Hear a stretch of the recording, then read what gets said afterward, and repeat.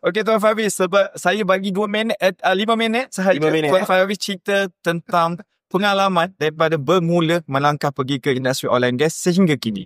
Okay. Terima kasih first of all Tuan Fazrul jemput saya pada malam ini lah untuk kita sama-sama sembang-sembang Betul. pasal industri kan. Industri ni satu benda yang sangat dekat lah dengan hati saya sebab memang lepas graduate je masuk dalam bidang oil and gas. Ada peluang lah masuk terus ke oil and gas. Macam saya tak ada peluang tu. Saya lepas graduate saya kena kerja dengan construction industry dulu lah saya bermula. Tapi still ada peluang. Peluang kerja alhamdulillah. Jadi kita cari betul. Ya. Jadi pasal oil and gas ni memang sangat dekat dengan saya lah. So far, right after graduation sampai sekarang ni saya memang luangkan banyak masa dalam bidang oil and gas ni. Dah hampir 16 tahun ni tahun ke-16 lah saya dalam bidang oil and gas ni. Jadi kalau nak cerita pasal pengalaman tu dia memang ada naik dan turun lah. Sama juga macam harga minyak. Jadi okay, kita cerita harga minyak mentah ke harga minyak petrol? Kita ambil mentah sebab petrol sekarang dia sensitif. Betul. Sensitif, so kita ambil minyak mentah. So sama juga macam kiranya perjalanan kebanyakan orang dalam bidang oil and gas ni memang sangat terkesan dengan harga minyak yang naik turun ni. Betul kan? Yang naik turun ni dia memang sangat terkesan. Jadi bila mana harga minyak tu naik, alhamdulillah sebagai pekerja kita akan berasa lebih sangat kan. Tapi bila harga minyak tu turun, mula menunjukkan kemerosotan dan maka kita akan berasa sangat tak selamat lah. Betul. Sama juga pengalaman saya pada tahun 2016 di mana pada waktu itu berlaku ada dua benda berlaku. I think there's orang kata apa, dalam ekonomi pun a little bit sluggish, right? Ada sedikit bukan sedikit lah, banyak lah kemerosotan dan harga minyak pun turun juga pada waktu tu. Jadi saya ni adalah satu produk retrenchment juga. Pernah lah merasa retrenchment. Sama-sama kita. 2 kali. Sama kita. 2 kali saya kena. Jadi itulah saya kata macam dia ada up and down. Betul. Up and down. Okey Tuan sekarang ni CEO kepada Check-up Technical Services Sdn Bhd. Siapa Check-up Technical Services di mata oil and gas? Apa yang Check-up Technical buat? Kita nak tahu sebab adik-adik yang menonton, kita punya anak-anak tabah saya muda lagi. So adik-adik saya pun muda. Yang nak tahu Check-up Technical Services sebab saya selalu bagi tips. Yang mana kalau nak mula kerja oil and gas, okay, mula dengan services company dahulu. Sebelum kita nak melompat ke company MNC ataupun client company, yang kita selalu sebut client company. Macam Petronas, Shell, ExxonMobil, Hibiscus, PTT EP dan sebagainya. Okay, so saya selalu bagi tahu, kalau nak kerja dengan services, kena kenal siapa services company yang ada di oil and gas. Dan Check-up Technical Services adalah salah satu services company yang ada. Tapi apa yang Check-up Technical ni buat? Okay. Boleh ke tak? Okay, it's a very good question. Terima kasih juga bagi saya promote sikit Check-up Technical ni kan. Okay, Check-up Technical ni kami ditubuhkan pada tahun 1994. Jadi tahun ni sudah lebih 30 tahun lah di dalam industri. Check-up Technical ni bermula sebagai company dalam project management. Jadi kita membantu syarikat-syarikat oil and gas yang operator ni untuk manage dia punya projek. Okay. And selepas itu kita mula terlibat dalam bidang manpower supply. Okay. Daripada manpower supply ni kita berkembang pula kepada technical services yang lain. Okay. So maksud dia manpower supply itu memang sampai sekarang masih wujud lagi? Masih. So maksud dia manpower supply, siapa yang berminat untuk kerja di oil and gas, Check-up Technical Services juga menyediakan khidmat manpower supply. Betul. Terutama bidang profesional lah. Profesional Ni macam project manager, betul, engineer, maintenance engineer, inspector. So jelaskan kami kat sini Tuan Faris. Okay. Bila kita sebut manpower supply, maksud dia Check-up Technical Services cari talent untuk bekerja di Check-up Technical Services sahaja ke ataupun company oil and gas yang lain? Okay. So manpower supply ni maksudnya kita supply kepada kita punya klien. Client. Jadi Cekap Technical sebagai satu company manpower supply, kami akan uruskan kebanyakannya daripada segi gaji, daripada administratif lah, administratif payroll, leave, apa benda semua tu akan diuruskan oleh Cekap Technical Services. Tetapi these people akan bekerja di bawah supervision of the client. Okey, kalau macam tu kan, ikut pengalaman saya, ada yang kerja Petronas, contohlah waktu saya kat Penggeram dulu, ada yang kerja Petronas, satu permanent hire, dua contract hire, CDH, contract direct hire, direct hire, and nombor tiga guna manpower supply, MSC dia panggil, Power Supply Company. Manpower Supply Company. Maksud dia bekerja pakai cover Petronas, tapi gaji dia semua Cekap Technical Services yang head. Betul. Okay, so kita panggil tadi MSC. Manpower Supply. So kena faham sebenarnya dalam dunia oil and gas dia ada banyak segi pekerjaan. Pekerjaan ni maksud dia kita panggil apa? Kita panggil dia trade lah. Trade lah. Satu permanent, satu contract ataupun CDH, yang nombor tiga adalah MSC. Okay? Manpower Supply. Alright? So, kena faham konsep ni betul-betul. Sebab ramai yang tanya saya. Sebab dia orang confused. Bila Cekap Technical, sebab kita tahu Cekap Technical adalah services company. Betul. Tiba-tiba Cekap Technical banyak peluang kerja, buka job advertisement. Tapi bila masuk interview, ini bukan untuk Cekap Technical, ini untuk company A, B, C, D. Correct. So, ramai tak faham lagi konsep hiring dalam oil and gas ni. Yes. And benda ni saya rasa oil and gas lah yang berlaku kat situ. Kan? Betul. Memang oil and gas sangat, orang kata apa, sangat biasa lah dengan arrangement ni. Tapi kalau kita talking about macam industri lain, contohnya power, diorang pun dah start bergerak ke arah situ. Sebab bukan apa, dia mengurangkan exposure liability company tu untuk yang bersangkut paut dengan Employment Act. Jadi nak kurangkan risiko tu, jadi dia hire lah company macam Cekap ni untuk uruskan pekerja. Boleh ke bagi tahu contoh dia nak kurangkan risk in terms of Employment Act? Apa? Okay. Contoh ada situasi. Okay. Contohnya sekiranya seseorang itu disuruh demob awal. Okay. Demob awal maksudnya mungkin projek tu dah tamat awal ke, ataupun position itu dah start diperlukan lagi ke. Jadi semua tanggungjawab itu adalah kepada company macam Cekap Technical. Jadi kitalah yang kena bagi notis, kitalah yang kena uruskan dia punya exit. Dan kalau ada ketidakpuashatian contohnya, semua tu akan pergi ke Cekap Technical, bukan kepada operator. Itu antaranya.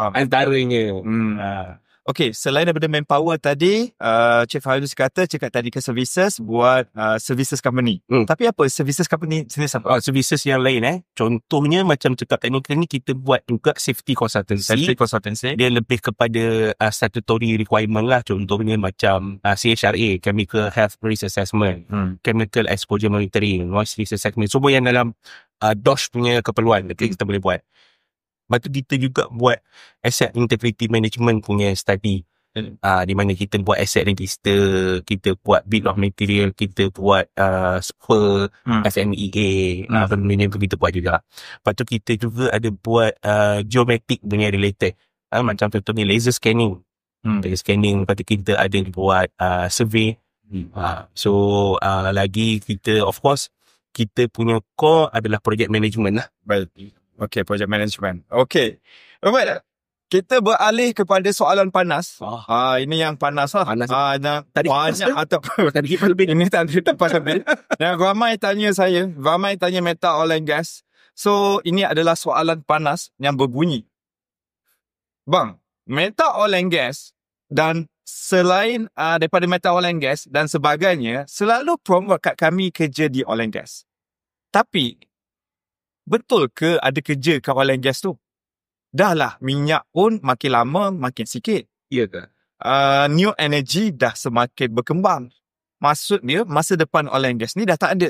Bila masa depan oil and gas ni dah tak ada, masa depan untuk kerja di oil and gas ni pun tak ada. So, boleh tak Encik Faris jelaskan keadaan ni? Sebab ramai yang tanya ni. Ramai yang tanya kita ni. Kita duk ajar orang masuk oil and gas. Okay. Tapi kerja tak ada. Okay. Betul ke benda tu? Okay. Dengan banyak soalan dalam satu soalan ni. Okay, mungkin kita boleh uraikan satu persatu. Boleh. Yang pertama, betul ke minyak kita dah nak habis? I think it's a very valid question. A very valid question.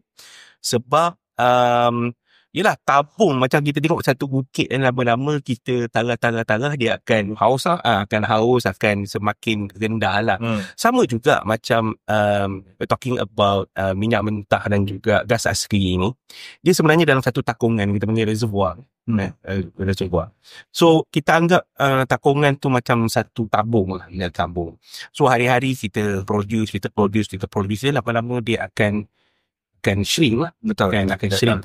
Dan bila dia shrink, dia punya pressure tu semakin menurun dan akan makin banyak cabaran lah untuk kita produce daripada reservoir tu.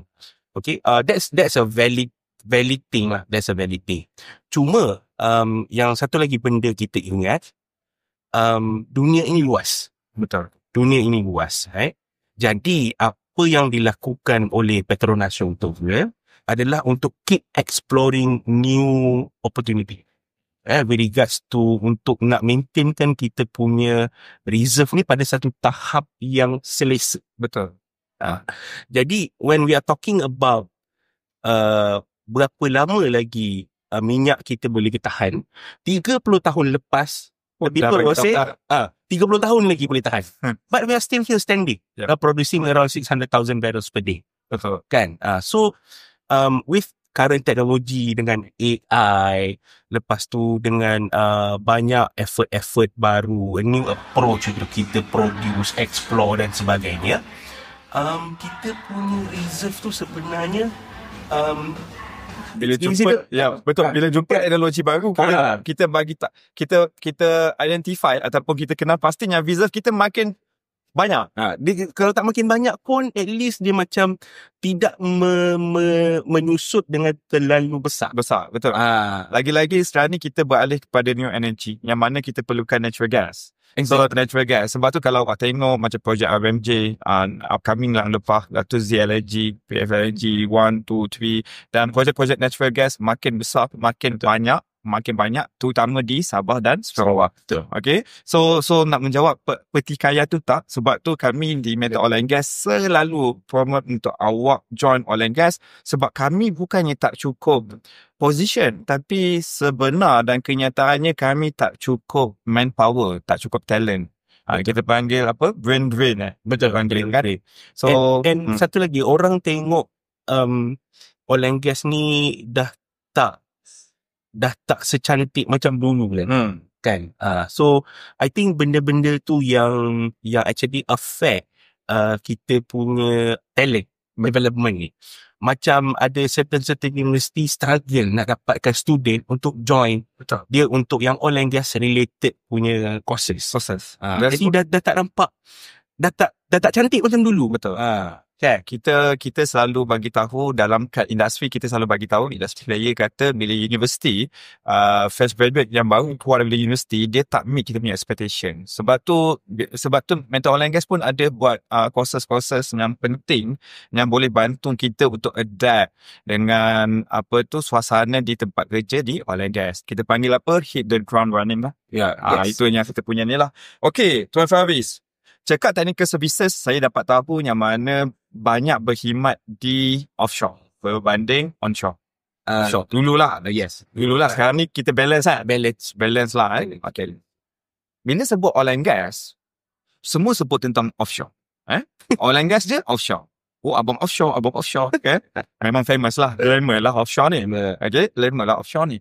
Kita selalu bagi tahu yang siapa yang kerja offshore ni kaya, gaji besar, poket tebal, okay, makan sedap, semua yang best, naik chopper, okay, semua yang best. Tapi sebenarnya dia ada dark side. Dark side. Bang, cerita sikit apa dark side kat oil and gas kat offshore tu bang. Itu soalan yang banyak yang tanya lah. Okay. Soalan tu menarik lah. Tapi kalau ingat tengok cerita Spiderman, Ben Parker ni adalah bapa saudara kepada Peter Parker lah. Peter Parker tu Spiderman. Dia kata with great power come great responsibility. Okay. Tapi kita macam adjust sikit. With great money, it comes with great responsibility jugalah. Betul. Maksudnya gaji yang dibayar kepada kita tu sebenarnya dia datang dengan pengorbanan. Betul, pengorbanan. Sebab dekat offshore ni, kalau you kerja offshore, you bukan macam kerja dekat kilang. You tiap pagi, you start motor, start kereta, gerak pergi kilang, habis kerja, balik. Dan ni macam it's a very different arrangement. Nak pergi kat sana, ada pengangkutan tertentu je yang you boleh naik. Betul. Sama ada naik helikopter ataupun naik boat lah. Kan? Okay. And benda ni bukanlah sentiasa ada macam kita panggil Grab. Kan? Dia ada jadual dia. Helikopter, dia ada jadual helikopter dia. Boat, dia ada jadual sektor run dia. Jadi, kalau you pergi offshore untuk bekerja, normally you need to follow dia punya, orang kata apa, rotation ataupun work schedule dia lah. Kadang-kadang ada 2 minggu, kadang-kadang ada 4 minggu, kan? Kadang-kadang maksimum 4 minggu lah. Tapi maybe akan ada exception kalau ada keperluan. Betul. Saya paling lama dekat offshore 40 hari. 40 hari. Nampak laut tu tenang boleh jalan sebenarnya. Daripada perasaan dia. Tapi that is the challenge. So you're going to miss a lot of birthdays. You're going to miss a lot of weddings. You're going to miss a lot of raya celebration and whatnot. So those are the things yang comes with sacrifice. Betul. And katakanlah you dekat offshore, berlaku kematian ahli keluarga ataupun rakan meninggal darat, definitely you cannot attend it. Definitely. Kan? Walaupun okay, maybe you can ask to go back, tapi you takkan boleh balik dan juga. So itu adalah antara, orang kata apa, kalau nak cerita dark side lah kan, dark side ni. Itu adalah antara pengorbanan yang perlu dihadapi. Saya dulu tahun 2012, saya kerja kat offshore kat Sabah. Atuk saya kat Sarawak. Saya membesar dengan atuk saya kat Sarawak. So, sebenarnya tahun tu adalah sepatutnya balik 3 hari sebelum raya. Dijadualkan balik. So saya waktu tu kita tak ada phone nak call kan, kita guna tahun 2012 tu kita masih guna ringkat. So kita guna yang tu call. Sangat excited lah untuk saya masa tu. Lepas tu waktunya hari kejadian yang sepatut saya dimop daripada offshore tu, bos saya kata saya kena stay sebab orang yang nak ganti saya tu dia tak dapat datang. So saya kena stay for another 1 week. Maksudnya for another 1 week maksudnya saya terlepas lah raya. Terlepas raya lah. Okay. Betul, saya dapat beraya lepas 1 minggu. Tapi suasana raya puasa ni, dia best dia malam raya dan raya pertama. Saya ada satu apa kita panggil lah, adat waktu raya pertama lepas kita solat raya tu. Saya dengan atuk saya akan pergi ke kubur nenek saya lah. Okay. Itu yang memang wajib kita akan pergilah. Wajib pergi situ. Dan kita akan pergi kat satu ketua kampung ni lah. Rumah dia buat open house. Pagi-pagi tu dia buat. Okay. Itu memang setiap, daripada saya kecil, umur saya kecil 1 tahun sampai saya besar, itulah kita punya rutin. Okay. Ditakdirkan itu adalah raya terakhir lah. Yang mana atuk saya meninggal tahun tu. Ya Allah. So dia macam sentimental tu dia lain tau. Sentimental value. So itu adalah salah satu sebab kita bercerita mengenai offshore. Exactly. Mengenai offshore, betul tak sakit, tapi dia bukannya meninggal. Waktu saya meninggal bukannya waktu saya kat offshore. Okay. Tapi momen saya terlepas dengan dia waktu tu, sebab saya dah terlepas momen beraya dengan dia. So itu pun menyentuh lah saya punya ni. Sampai sana saya terkilan. Yeah. Saya ingat lagi tahun 2012. Kalau selesai raya. Okey, kita lupakan kesedihan. Okey, soalan dia. Bang, saya ni daripada manufacturing company. Okay. Okay, manufacturing company ni contoh dia macam Top Glove ataupun semiconductor lah. Okay. Saya ni memang cita-cita saya memang nak sangat kerja oil and gas. Okay. Tapi apakah daya waktu saya habis je universiti, saya ditawarkan kerja kat manufacturing ni. For the sake of yalah, nak teruskan kehidupan, saya terima lah. Tapi saya masih lagi tak berputus asa untuk kerja oil and gas. Okay. Boleh ke saya nak lompat kerja oil and gas sebab saya dah dalam 3-4 tahun kerja kat sini. Okay. 3-4 tahun. Sebab saya selalu dengar nak kerja oil and gas ni kena ada kabel. Kena ada kabel. So tolong abang, tolong explain. Ini soalan yang daripada penonton. Saya tanyakan. Okay. So, kabel ni sebenarnya dia, if we put it on the positive way, it's actually you punya networking lah sebenarnya tu. Okay, networking maksudnya orang yang kedap. Okay, I bagi contoh ya. Kenapa orang dekat Kemaman, dekat Kerpih ramai kerja oil and gas? Sebab dia punya parents, dia punya uncle, dia punya auntie, ramai juga yang dekat dalam bidang tu. Kan? Dalam bidang tu ramai. Jadi, kenapa orang Pantai Timur ataupun orang, contohnya orang Miri atau orang Bintulu atau orang KK ramai dalam bidang oil and gas? Because dia nampak benda tu daripada dia kecil. Dia nampak benda tu daripada dia kecil. And with that, it comes the knowledge and aspiration. Betul. Okay. Knowledge and aspirations. Knowledge benda yang sangat penting. Itu benda yang sangat penting. Jadi macam contoh je, saya pernah borak dengan orang Pantai Timur, dengan orang Kemaman. Dia kata, kenapa kau kerja oil and gas? Oh, sebab bapak kerja oil and gas. Aku memang daripada kecil nampak bapak aku kerja oil and gas. Jadi bangun-bangun celik mata, memang cikgu tanya nak kerja apa? Nak pergi laut. Nak pergi offshore. Dia macam because you look at your parents. Betul kan? You aspired by your parents. Jadi benda ni nak kata kabel, dia bukanlah the kabel yang macam biasa kita dengar di mana we need to pay someone to hire you. It's not that. Dia lebih kepada macam okay, katakan you punya parent, you punya bapak tu you dah kerja jadi supervisor. Of course lah dia ada dia punya kawan-kawan yang dikenal juga kan. Betul. Ni anak aku ni nak start masuk oil and gas. Boleh tak macam buka jalan? Contohnya kan, nak kata kabel macam mana tu adakah itu kabel juga ke atau dia kabel? Kalau kita ni contoh position tu perlukan 3.3 pointer minimum. Okay. Dan position tu perlukan hanya mechanical engineering sahaja yang boleh isi position tu. Tiba-tiba dia ni datang dalam CGPA 2.5. Bukan daripada mechanical. Tapi dia dapat kerja tu sebab apa? Sebab uncle dia dah kerja kat company tu.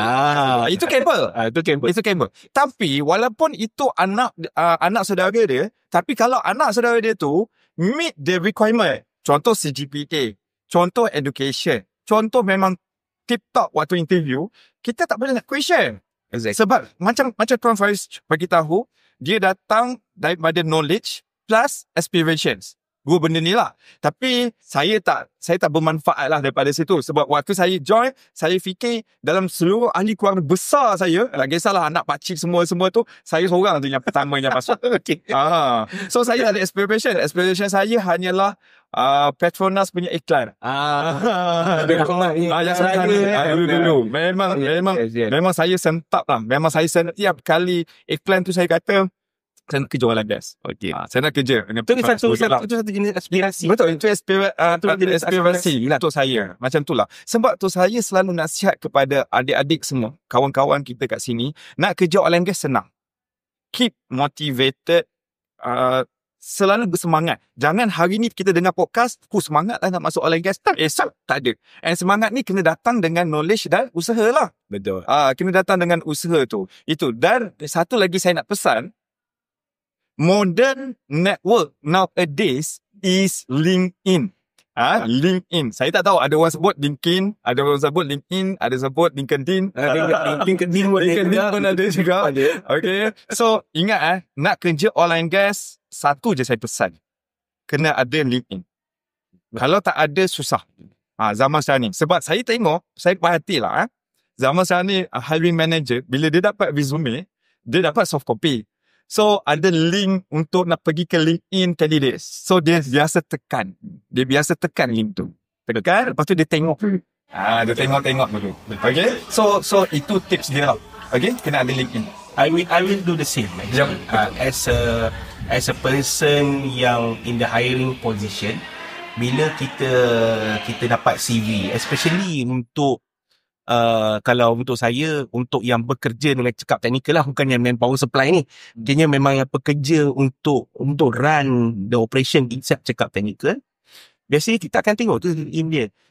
Tengok. Ini bukti sebab cakap technical services pun manpower company, lagi-lagi dalam professional punya positions, engineer, project manager, dia pun bagi tahu bila dia dapat resume, dia tekan nak tengok LinkedIn. So hati-hati juga dengan LinkedIn. Ada orang gunakan LinkedIn untuk politik. Komen sana sini tentang dia saya tak faham. Okey, kita kena asingkan dunia social media yang biasa dengan social media professional, which is LinkedIn. Tolong jangan komen bukan-bukan, tolong jangan post bukan-bukan, and satu, make sure nampak profesional. Saya ada banyak nampak gambar generasi lagi-lagi Gen Z ni lah. Gambar pergi ke shopping mall, gambar kat pantai, kat LinkedIn. Saya fikir, okey, benda tu tak ada masalah. Tapi benda tu menunjukkan image-nya awak ni bukannya profesional dalam dunia kerja. Itu yang kita terjemahkan. Walaupun sebenarnya awak profesional je. Okey je. Kan? So, benda ni jangan main-main lah. Macam tu. Okey, kita sebut tentang, tadi dah sentuh resume. Resume ni pun soalan panas.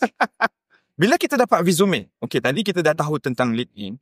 Apa sebenarnya sebagai hiring manager, recruiter, tengok kat resume ni. Apa sebenarnya resume ni resume apa yang boleh membuatkan Encik Fahriz tertarik untuk panggil kandidat ni pergi ke interview? Alright. That's a very, orang kata apa, a very subjective question. Okay. Untuk normally untuk kita hire seseorang, of course kita dah ada job description. Faham? Okay, betul. Dah ada job description. And then dalam job description itu ada juga termasuk skill-skill yang diperlukan. Betul. Okay? That's a very straightforward thing. Guna AI pun dia boleh bagi score sekarang. Betul. Kalau kita masukkan dalam AI, dalam program, right? Kita dah set apa orang yang kita nak. Okay.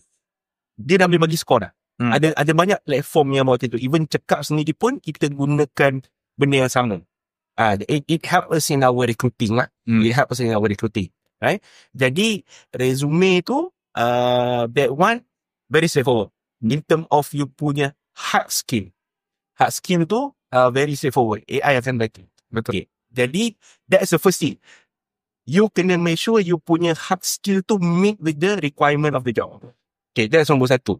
Tapi kalau you ada 100 applicant dan 20 yang meet you punya high score and you ada 2 saja position, that is where you punya attitude dan sebagainya, kan, any extra thing yang boleh tunjukkan yang you can give something extra. Contohnya dari segi kemahiran untuk menggunakan coding, contohnya kemahiran untuk coding. Walaupun job tu maybe tak perlu coding pun, but kita tahu with that skill, dia ada satu nilai tambah. Okay. Dia satu nilai tambah. Itu saya nak tanya. Kan ada job descriptions ataupun job requirements. Dalam bullet point dia tu, okay, dia kata kena daripada mechanical, contoh CGPA, contoh. Okay. Lepas tu tiba-tiba ada kat bawah, if you can expert ataupun knows in Power BI, using Power BI is bonus bla bla bla. Okay, itu adalah bonus ataupun sebenarnya itu requirement sebenarnya tu. Dia macam tricky tau sebenarnya. Dia sebenarnya bonus tu memang sebenarnya adalah satu bonus. Tapi kita pun tahu as a hiring manager, kita pun tahu yang if we hire someone with added value, Hmm. dia boleh mendatangkan manfaat kepada company. Jadi kalau let's say kita ada 5 candidate, 2 candidate tu ada extra thing kan. Jadi the tendency for us to hire that candidate yang ada extra tu lagi tinggi lah. Okay. Tapi of course dia bergantung pada macam mana dia jawab interview dan sebagainya. Betul, itu interview cerita lain. Yeah. Nak interview, sebenarnya kami akan malam ni, kita akan share soalan-soalan bocor yang berlaku waktu interview. Okay? Bila sebut tentang interview, saya sebenarnya ada banyak isu sebenarnya tentang interview ni. Sebab banyak daripada lagi-lagi kalangan generasi Z, Gen Z ni, banyak salah laku ataupun dosa-dosa besar yang diorang lakukan waktu interview. So, boleh ke Tuan Farid beritahu kami apa sebenarnya dosa-dosa besar dan apa sebenarnya yang Tuan Farid sebenarnya nak cari waktu interview ni?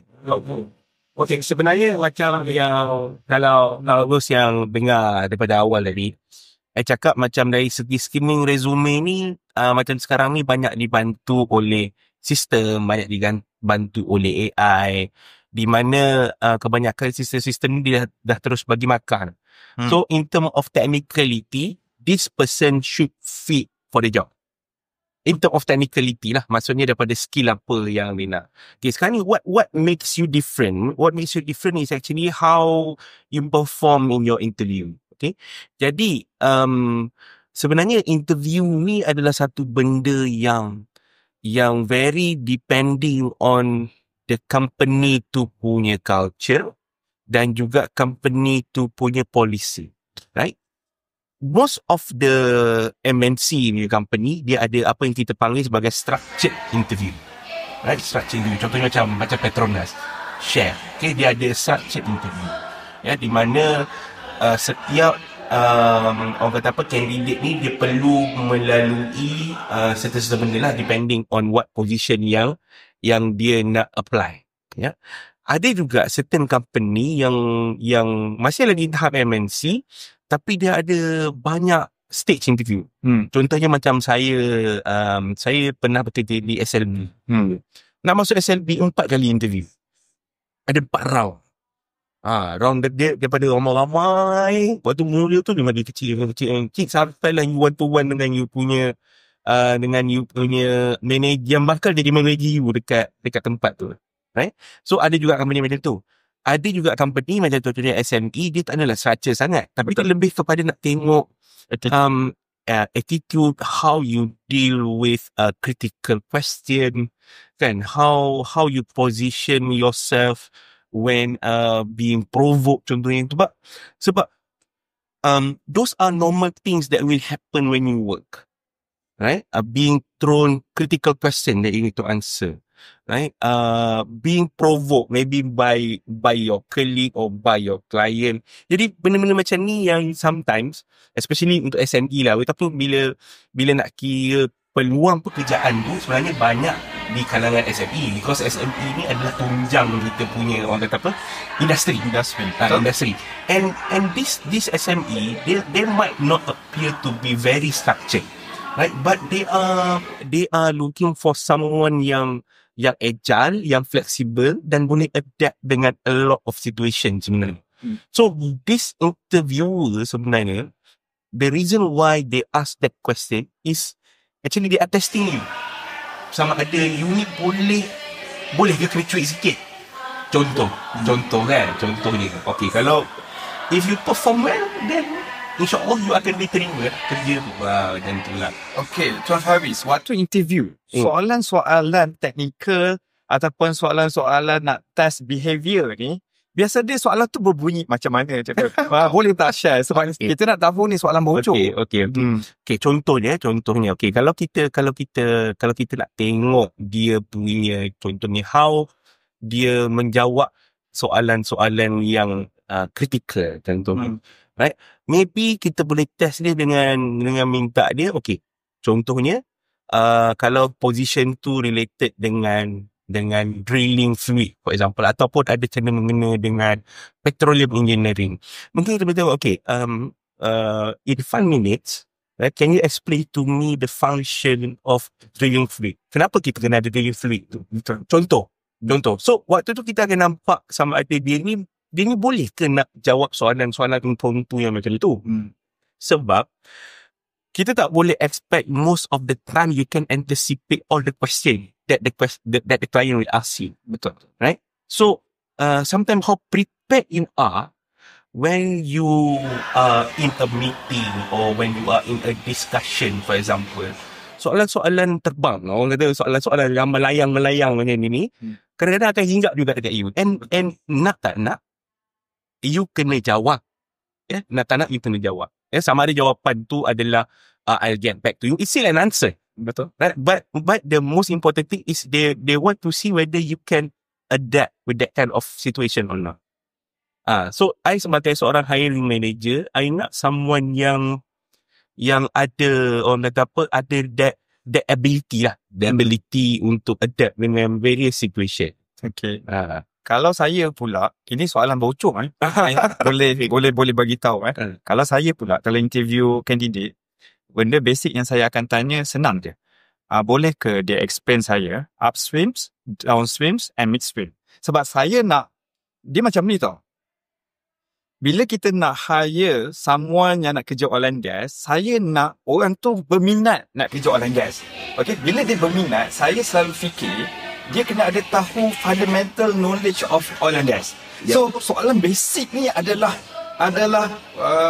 yang utama bagi saya. Mungkin saya tak pergi ke depan nanti yang lagi detail. Contoh soalan pertama yang saya akan tanya, apa itu beza upstream, midstream dengan downstream. Nombor 2 yang saya selalu tanya, apa itu beza commissioning, shutdown, PA, kan? Yalah, yang itulah. Apa beza 3 ni? Saya akan tanya. Nombor 3 yang saya selalu tanya, apa beza PFD dan PNID? Itu yang saya selalu nilang kan. Yang saya interview ni. Lepas sekali saya akan tanya tentang kenapa berminat nak kerja oil and gas. Sebab saya tak tahu. No, that's a valid question. Betul, valid question. Betul. Kenapa you sebagai orang yang maybe in a different industry, right? You decide to find a job dalam oil and gas. Kenapa? Kita pun dah tahu juga kan, tak tahu motivasi dia. Itu masalah lah. Sebab masalah kat Gen Z, dia ada keberanian untuk lompat. So kerja 1 bulan 2 bulan rasa tak boleh nak adapt dengan environment, tak boleh adapt dengan disiplin, dan taklah cari tempat lain lah. So itu sebab tu waktu interview tu kita nak drill habis-habis lah. Yes. Okay. So soalan yang banyak lagi yang tanya saya dalam Zoom, dalam TikTok, dalam Facebook, bang, betul ke peluang untuk perempuan ataupun golongan wanita ni memang terhad untuk nak kerja oil and gas? Memang tak ada peluang langsung ke saya nak kerja ke oil and gas ni? Saya wanita. So apa mitos sebenar dia wanita dalam kerja dalam oil and gas ni? Boleh tak? Okay. Alright. So if we talking about the industry maybe 20 years ago, for example, maybe that's a valid concept. I mean, you as a woman in the industry, how can you be contributing, right, as a man juga? Macam apa yang macam di offshore, ada ke tempat punya accommodation contoh tapi zaman sekarang ni memang disediakan banyak peluang untuk wanita untuk nak kerja offshore. Even waktu saya dekat atas drilling rig, memang ada wanita bekerja di drilling rig, and position dia sama juga, field engineer. Right? Orang have a perception field engineer ni kena abang sado. Yelah, you dekat field kan, you kena beri bedroll, you kena liars dengan rostabout contohnya kan. Tapi pada waktu itu ramai field engineer yang seorang wanita lah, and they can work equally good, right? So itu memang sebenarnya satu mitos lah. Maksudnya kalau perempuan tu tak boleh kerja offshore, memang satu mitos.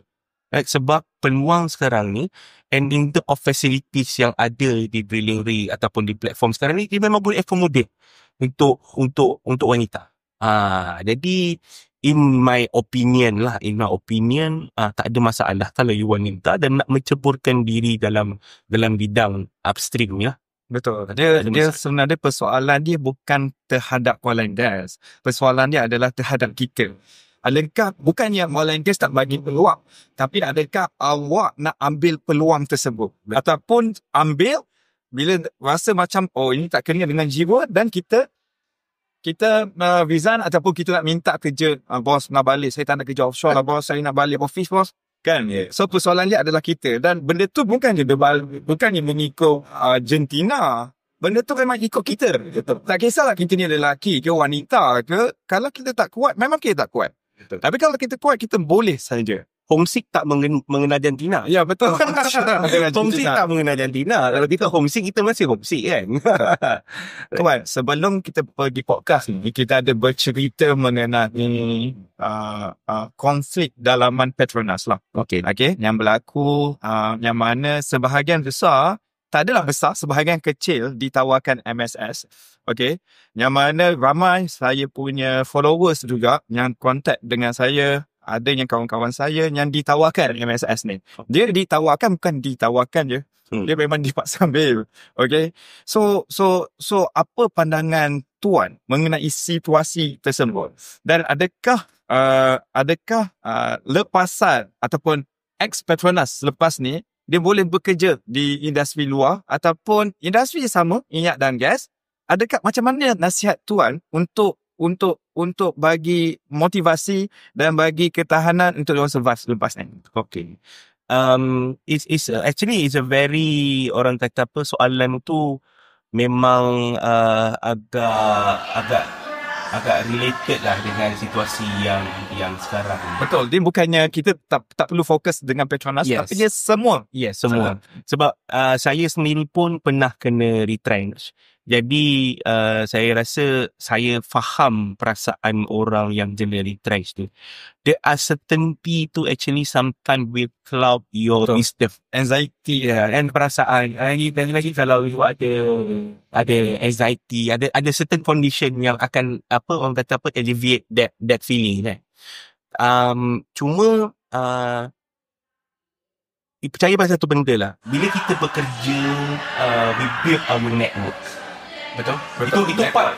That's part of your job. Although yalah, dia tak ada dalam scope. Tak ada dalam scope. Tapi sebenarnya networking tu adalah penting. Networking tu adalah penting. And benda ni dia akan jadi satu plus point kalau orang itu dia orang kata apa, dia mempunyai personality yang positif. Maksudnya ramai yang orang kata apa, easy for people untuk rasa okay dengan dia lah. Okay, that will be a bonus for this type of people, right? Jadi bila you kena retrench, for example, right? So the first thing yang you kena buat is, of course, you kena cari alternatif lah. Cuma kalau dalam situasi, saya ingat waktu 2016 saya itu, memang keadaan ekonomi dunia pun tak membantu. Betul. Tak membantu sangat bila kerja. Sebab peluang pekerjaan itu mungkin berkurangan lah. Betul kan? Berkurangan. Jadi, ini pendapat saya and mungkin tak sesuai untuk digunakan oleh semua orang. Find an alternative job, right? That might suit with your skill, right? Walaupun maybe dari segi gaji tu mungkin you cannot match with your previous salary, in my opinion, just go for it. Because it's very important for you to maintain your skill. Maksudnya you still in touch with what you have done before, kan? And pada masa yang sama, mungkin sekiranya benda tu mengambil masa, right? Equip yourself with some extra skill. Macam yang tadi betul tahu pasal Power BI, maybe understanding about coding, apa benda semua kan. Although you maybe sudah lanjut usia contohnya, it's still not too late for you to grasp that skill, right? pernah dengar tak ada seorang veteran berumur 70 tahun, dia start belajar pasal coding. So dia tak pernah belajar ni, dia tak pernah lambat. Yes, it's never too late. So don't be too negative about what happened to you, but you cari apa peluang yang ada untuk naikkan diri you balik. Sebab kalau you dah jatuh and selama-lamanya you rasa diri jatuh, you takkan bangun lah. Betul. Kan? So benda tu penting. And circle of friend juga for me, circle of friend yang your support system, your family, you need to be yang support you juga lah untuk sama-sama dengan you jatuh bangun kan. Betul. That's also very important lah. Okay. Ada dua benda yang saya nak nasihat kat sini. Ada dua. Diamond, kalau campak mana pun, sungai ke, kutub utara ke, kutub selatan ke, hutan Amazon ke, kalau dia diamond tu, dia diamond juga. Dia akan bersinar kat mana pun dia pergi. Itu nombor satu. Shine. Shine. Nombor dua, yang kita kena selalu ingat dan kita selalu semat di hatinya, mana setiap ujian yang Allah Ta'ala bagi kat kita tu, sebenarnya dia bukan nak duga kita, tapi dia nak naikkan darjat kita. So, kena sentiasa percaya rezeki itu adalah daripada Allah Ta'ala, bukan daripada manusia. Yang penting kita ni kena ada usaha, kena ada doa, dan konsisten lah. Janganlah hari ni je semangat, esok. Betul. Esok dah down dah. Setiap ujian itu pasti datang dengan markah. Betul. Pasti datang. Betul. Okay, tuan. Kita dah menyentuh banyak dalam dunia profesional. Okay, kita punya audience pun ada banyak daripada semi-skill. Lepasan SPM, lepasan SKM, Sijil Kemahiran Malaysia. Okay. Kalaulah saya jadi helper ataupun reservoir, itu adalah kerja pemula untuk di offshore ataupun di onshore. Apa sebenarnya masa depan saya? Boleh ke saya cecah belasan ribu, puluh ribuan ringgit kalau saya kerja sebagai helper, reservoir ataupun rigger? Kan? Apa sebenarnya kerjaya saya lepas ni? Boleh ke tuan cerita sikit yang saya jumpa? Sebab saya pernah jumpa. Dia hanya lepasan SPM, tapi gaji dia kat offshore 27,000. Kan? So, saya pernah jumpa. Saya pernah bersemuka, dia pernah berbincang. Tapi, of course, dia ada laluan dia. Betul. Kan tuan kan? Boleh ke cerita sedikit tentang benda ni? Sedikit lah benda ni. Kebanyakan kerja-kerja yang skill lah, especially skill ataupun semi-skill, dia adalah berlandaskan sijil ataupun kompetensi yang you ada. Betul. It's not necessarily your academic qualification. Right? Maksudnya, academic qualification might speed up your career progress. Right? Maksudnya, kalau orang tu bermula daripada 1, maybe you, kalau you ada paper, you ada diploma atau you ada degree, mungkin you akan bermula pada nombor 4. Contoh. Right? Tapi orang yang bermula daripada petak nombor 1 ni, tak semestinya dia tak boleh progress ke petak nombor 10. Right? Cuma dia kena tahu along the way tu, untuk dia naik daripada petak nombor 1 dan pergi ke petak nombor 10, apa yang membantu dia untuk progress ke petak seterusnya 2, 3, 4. Dia kena tahu benda tu. I think is very important. Sebab itulah macam kita bincang tadi, betapa pentingnya kawan-kawan dekat sekeliling you dan betapa pentingnya you punya circle of friends. Right? Even with your work, you punya kawan-kawan sekerja you lah. Right? Sebab diorang ni yang akan memberi you satu inspirasi. Inspirasi, you kena buat apa lepas ni? You daripada roster board contohnya. Daripada roster board, you nak jadi head roster board. Apa yang you kena ada? Apa paper yang kena ada? Ataupun you daripada contohnya, kalau kat drilling rig tu, you daripada roughneck. Daripada roughneck, you nak naik jadi dairyman. Contohnya. It's a progress. It's a progress. Nanti in the end of the day, you akan jadi driller. Contohnya. Right? Driller. And daripada you seorang roughneck sampai you nak jadi seorang driller, dan mungkin juga akan jadi tool pusher dan OIM. Betul. Maksudnya di your end of your career kan. Betul. Apa benda sijil yang perlu kena ada? Apa hard skill yang you kena ada? Kan? Of course, kemahiran membuat report tu memang I mean, as you go along, you are into a supervising position. Nak tak nak, you ada SPM tu, tak ada SPM ke, ada DV ke, kemahiran you buat report tu adalah penting. Betul. That's just a very simple thing lah kalau you nak supervise orang. Maksudnya you kena mampu membuat satu laporan. Right? Tapi benda-benda lain juga yang macam contohnya kalau you nak jadi trainer, you kena ada IWCF. Right? IWCF level 4, dia tak mengatakan you kena ada degree.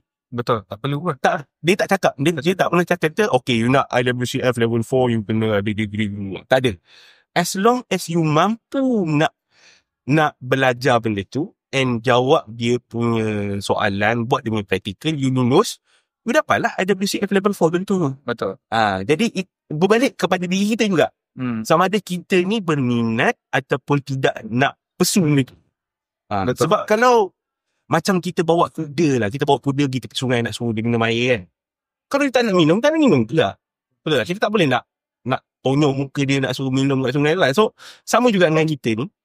Banyak sangat peluang dekat depan mata. Sama ada kita ni nak ambil atau tak ambil. Itulah, saya banyak jumpa kesilapan ataupun dosa besar pada vigor ni dan ataupun sobat dan mana-mana lagi lah yang pemula untuk semi skill ataupun skill worker ni. Bila dia pergi offshore, okay, dia balik daripada offshore, dia banyak duit. Okay. Tadi betul, daripada step 1, kedua, ketiga ni, perlukan kompetensi punya skill. Maksudnya bila kompetensi punya skill ni, maksud dia ada 2 je awak nak dapat. Sama ada awak kena keluar duit awak sendiri untuk ambil skill tersebut, ataupun mungkin bos awak memang sayang sangat dengan awak. Awak ni memang bagus sangat, rajin sangat. So, bos awak ataupun company akan offer untuk hantar awak pergi situ. Dia ada 2 je. Betul. Okay? Betul. Tapi nak dapat ni susah lah. Kena bond lah. Soalnya company akan bond. Bond tu juga. Okay. Yang nombor 1 tadi, kita kena sponsor. Maksudnya sedang berhad lah. Kita kena sponsor. Yes. Tapi kesilapan ataupun dosa-dosa besar juga adalah kita balik dari offshore, kita sakan berbelanja. Sakan berbelanja. Beli bla bla bla bla. Kita lupa nak saving. Saving untuk emergency, saving untuk kita nak upskill. Itu yang saya nak banyak upskill. Betul. So, itu yang saya punya nasihat lah. Sebab saya banyak nampak yang bila balik je, turun je darat, dah tak kenal dunia dah. Betul-betul merdeka. Betul. Baru dah terus jadi smart kan. tapi betul lah. I mean, upskilling ni adalah satu benda yang kalau company tak push you kena buat sendiri. Sebab benda ni berbalik. It's what added value that you can bring. Right? Bila company. Betul. I mean, company pun kita tak boleh nak harap 100% dekat company juga.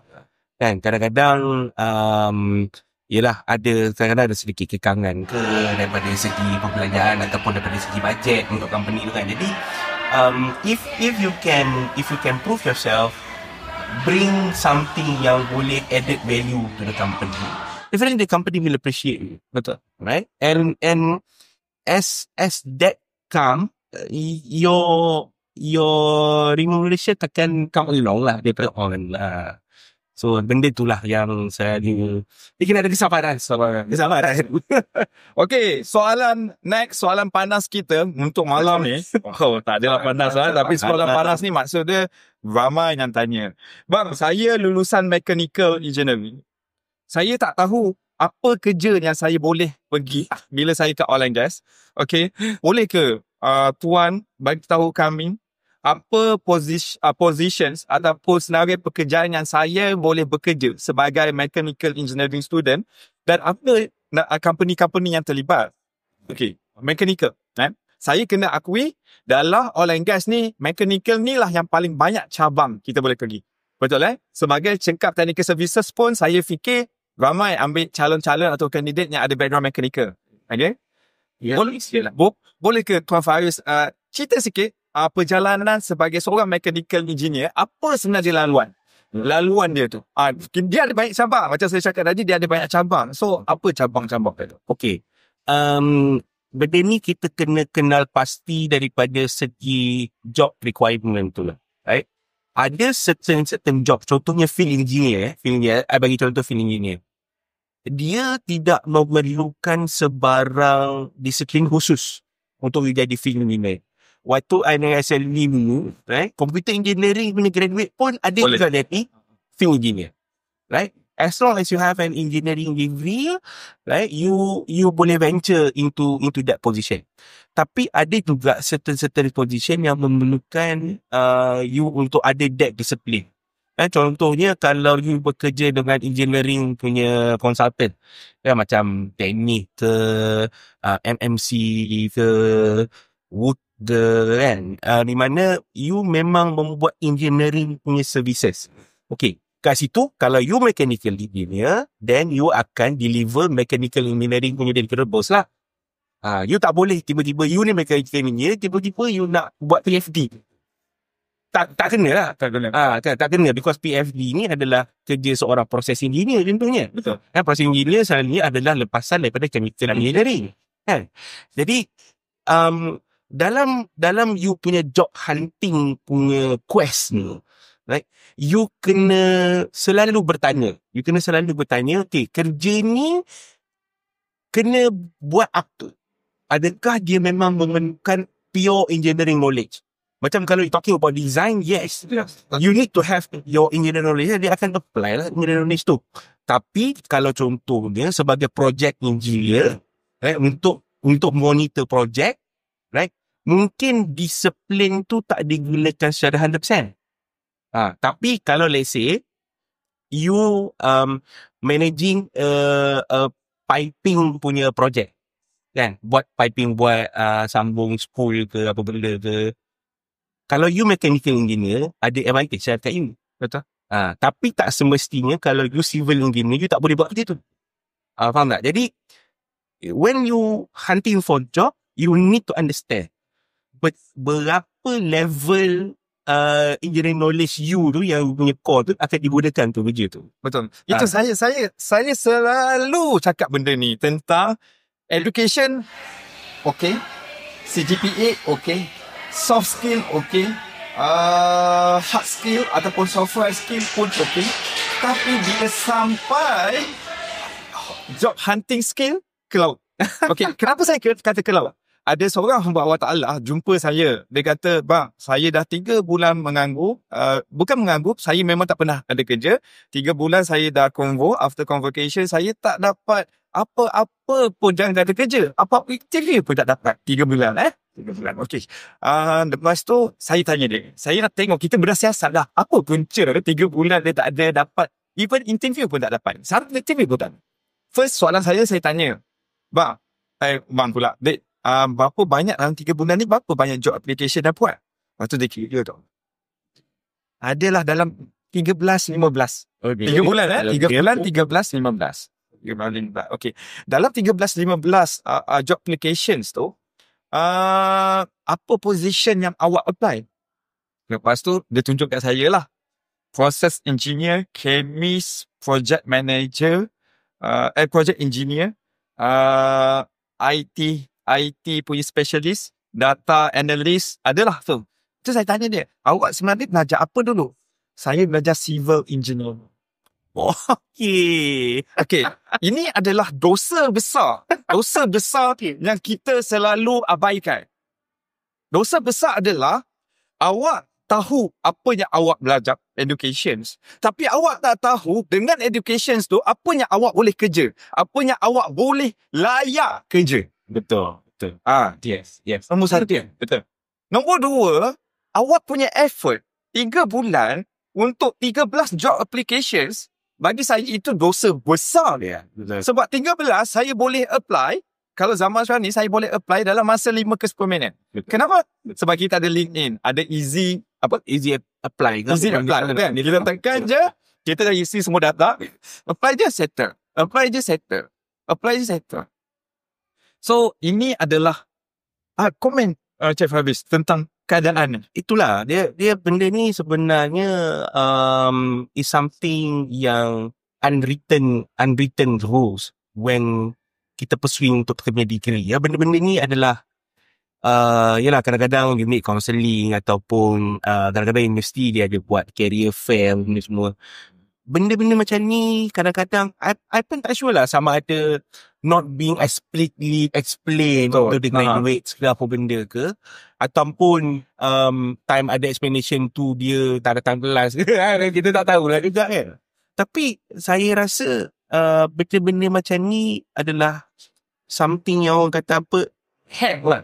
Life hack yang perlu dikongsikan dengan graduate ni. Skill about finding the right job.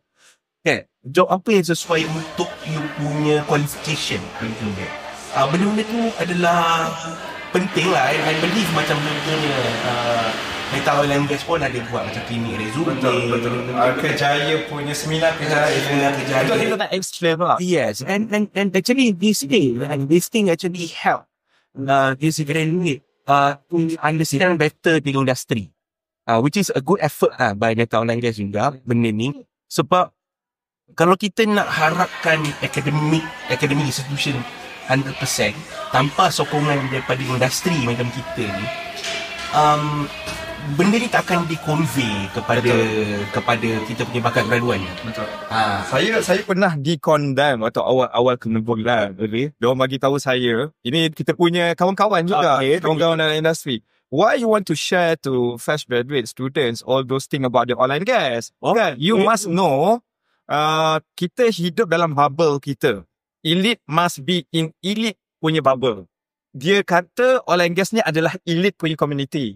So orang yang masuk sini hanya yang layak je. Kenapa you nak spread it out? Kenapa you nak share benda ni? Ini benda yang saya dapat tak komen. Saya mana ya Allah, saya kata saya memang tak layak lah. Saya just ignore je lah kan. Okay.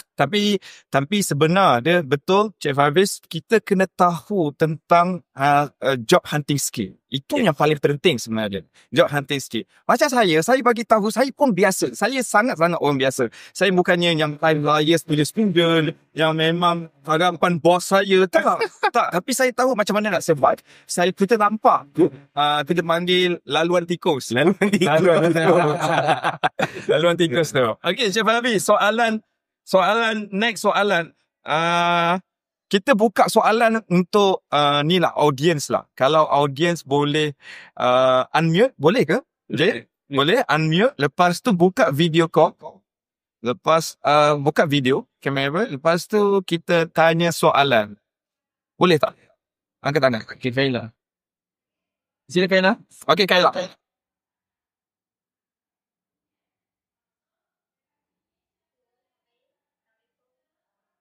Salam. Okay, saya untuk saya so I just report lah, which is just statistics and time. So, okay, I'm a diploma graduate, so I really have deep experience in this field. Professor, I been through that faculty about what say to us.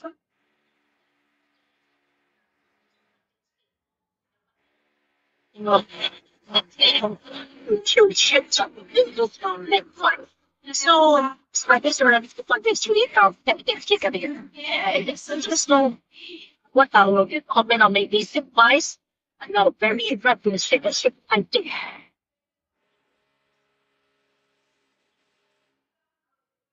Okay, so just dapat angkat sekejap Kayla.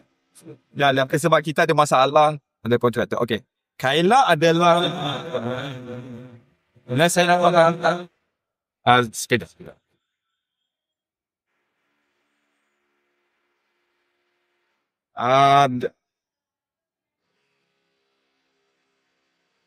Saya dapat tangkap Kayla diploma ni atau boleh tak Kayla type sebab mechanical.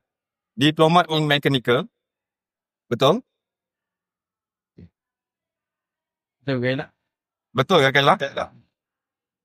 Betul, okay, mechanical. So chemical engineering, diploma in chemical. Okay, so apa laluan untuk masuk oil and gas, betul lah? Betul lah? Okay, saya jawab dululah. Nanti Tuan Faris jawab kalau nak tambah. Sebab dia chemical. Saya chemical. So, okay lah. Chemical juga. Okay. Okay. Saya selalu, kalau siapa yang bertanya soalan tentang ni, kalau dia adalah lepasan diploma, saya selalu bagi tahu yang tolong ambil pursue your study in bachelor degree, ijazah. At least. Sebab awak akan nampak, bila awak ambil study esok, awak akan nampak beza lepasan diploma dengan lepasan ijazah hitung off gaji. Awak akan nampak beza, tapi awak akan nampak beza selepas 5 ke 10 tahun. Career ladder, awak akan nampak lepasan ijazah ni dia punya career ladder tu lagi cepat. Okay? Saya selalu bagi tahu kat saya. Tapi kalau kita tak berminat untuk nak sambung study ataupun kita ada banyak challenge untuk kita tak boleh nak sambung study, diploma dalam bahagian teknik, saya selalu advise untuk masuk instant. Saya advise selalu masuk instant. Okay, instant ni dia 10 bulan punya training program. Lepas tu dia memang boleh untuk lelaki dan wanita, tak ada masalah. Dan kita boleh pilih waktu kat instant tu kita nak jadi technician apa.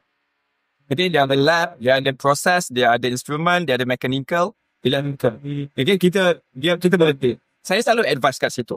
Tapi kalau tak ada, kalau Khairah berminat nak cari disiplin yang lain, for welding inspector. Okay, ingat nak jadi welding inspector tak perlu jadi welder pun. Okay, Khairah sambung pergi ke C-Sweep. Okay, ambil C-Sweep. Lepas tu ambil C-Sweep. C-Sweep ni dia mahal sikit and dia susah exam dia. Saya selalu tengok C-Sweep ni, saya tak pernah jumpa orang yang pergi C-Sweep. Sekali je dia pergi first attempt, dia dah lepas. Dia mesti kali kedua, kali ketiga baru lepas. So pergi kat situ, ambil jadi inspector welder. Dan Khairah, bila kamu dah di C-Sweep, kamu boleh bekerja kat satu dunia. Saya dah jumpa ramai C-Sweep punya holder, okay, yang memang dia dah bekerja merantau satu dunia. Tapi ini Khairah punya apa kita panggil pilihan lah. Ini pilihan yang saya boleh bagi. Okay? Tapi Encik Faris mungkin ada tambah sikit. Okay. Sebenarnya saya jealous dengan orang yang ada diploma dalam bidang engineering ni. Sebab untuk dia teruskan dia punya ijazah sarjana muda dalam bidang engineering tu lebih mudah. Berbanding macam saya masuk matrik. Lepas SPM saya masuk matrik. Kalau on paper kita nampak mungkin waktu tu singkat sikit. Nak compare dengan orang yang buat diploma, lepas tu buat degree. Tapi kita kena ingat satu benda, masuk matrik ni adalah macam satu lagi open fee. Tak semestinya you boleh dapat engineering dalam you punya degree. Tak semestinya you layak untuk minta. Dia based on you punya kelulusan you pada waktu you punya matrik lah, ataupun STPM. Tapi orang yang lepas SPM, dia terus buat diploma dalam engineering, peluang dia untuk teruskan dalam bidang ini mungkin lebih besar. Betul. Jadi betul lah tadi macam Tuan Badrul cakap, kalau dia ada diploma dalam engineering, please pursue your engineering degree. Betul. Because benda ni akan membuka lebih banyak peluang untuk you lah, for your career growth. Jadi tapi ada juga kawan-kawan saya yang mungkin lepas dia diploma dia nak kerja dulu kejap. Lepas kerja tu dia buat part time degree. Ada juga. Tapi kebanyakannya banyak yang ada matlamat macam tu. Tapi bila dah Lepas tu kerja offshore pula tu. Kerja offshore tak sempat pula. Okey, boleh Khairah. Kita buka lagi satu sebelum kita nak tamat 10.45 sebelum kita nak tamat 10.45, kita nak buka lagi satu soalan. Boleh tak? Okey. Amir, lepas tu boleh. Tuan, mistakennya dengan saya pasal graduate Hodge Management. Previously, saya memang kerja safety coordinator, tapi dalam bidang dalam company F&B. Jadi apa yang saya perlukan untuk nak buka ke arah oil and gas dia? Ocean management dalam bahagian industri apa dia? Food and beverage. Okay. So apa let's cert yang diperlukan untuk kerja di oil and gas? Dia dah kerja berapa tahun? Ada tak dia bagi tahu? Setahun setengah. Okay, boleh. Tak terlambat lagi, tak terlambat. Okay. Jadi dalam oil and gas ni sebenarnya safety tu adalah kita punya crown jewel. Betul. I'm talking about OSHA, professional safety and health ni. It's a crown jewel untuk oil and gas lah. Even kalau you kerja dekat plant, for example, hari-hari kita akan cerita pasal safety, health, kan. Jadi sebenarnya untuk kalau orang yang ada kemahiran tu, you have the qualification related to safety, peluang untuk masuk dalam bidang oil and gas ni memang sangat besar. Kan? Jadi cara dia saya rasa jangan putus asa untuk mencari peluang pekerjaan tu lah. That's one thing, right? And then kalau let's say you ada masa dan ada bajet untuk jadi orang yang competent, right? You boleh refer dekat DOSH punya website lah, orang yang competent dalam bidang apa. Belajar benda tu. Belajar. Betul. Safety dia ada banyak elemen kan. Banyak. Kita boleh pilih. Yes, boleh pilih. So, kalau jadi orang yang competent ni, dia memang akan membuka pintu. Kadang-kadang kerja tu cari. You tak payah nak cari kerja. Betul. As long as you ada competent ataupun certificate lah. Certificate. Betul. Zaman dulu, zaman kita 90-an, tak ada 90-an, itu bukan kita lah. Semua tahu kan saya? Saya pun dia ni. Zaman awal-awal 2000s, 2000-an semua tu, 2010. Okay, 2010, you ada education je cukup. Orang akan ambil you kerja. Okay? And zaman dulu pun, bila you dapat kerja, baru bos akan hantar you pergi ke cert punya training lah. Okay, certificate. Tapi zaman sekarang ni lain. Awak jangan tunggu kerja tu datang dulu. Awak kena be competent. Be competent dulu. Ambil je apa-apa sijil kat NIOSH. Apa-apa je sijil berkenaan safety kat NIOSH. Lepas tu awak ambil kompetensi tersebut. Lepas tu awak letakkan resume. Nombor 2 adalah update LinkedIn. Of course, update LinkedIn yang kita sebut tadi. LinkedIn, awak kena ada dalam community oil and gas tersebut. Okay, saya nak buat demo malam ni. Macam mana kita nak apply job dengan paling senang kat LinkedIn, ataupun macam mana kita nak identify recruiter ataupun manpower company yang ada kat LinkedIn untuk kita nak connect. Dan macam mana cara untuk kita nak approach. Tapi itu nantilah kita next time lah kita akan buat kat podcast yang lain, sesi yang lain.